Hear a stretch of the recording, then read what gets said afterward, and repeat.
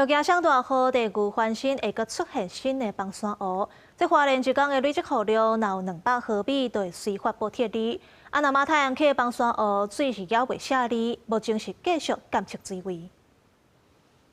这里是花莲光复乡马祖街，现场可以看到国军正在堆叠沙包，就是为了预防万一下起大雨，避免道路再次被淹掉。大小河关接路的花莲国防乡佛祖街，道路两边拢有怪手当咧清理落果梅，国军是贴沙包甲篷布，都是为着预防风尘风台甲东北季风所引起的强盘效应带来雨势。中央前进协调所总协调官桂连祥表示，万一对着大花是地动，马代安溪崩山湖有可能崩滑。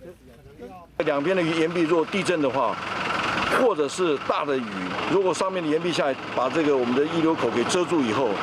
那这个就会形成新的堰塞湖，就新的危机就出现。桂连祥表示，那一日累积雨量达到200毫米，中央会随启动疏散体力警报系统，采取相关紧急应变作为，预防大雨。那中央动起来伫光复乡街路，当当看到民众伫徛街门口贴沙包。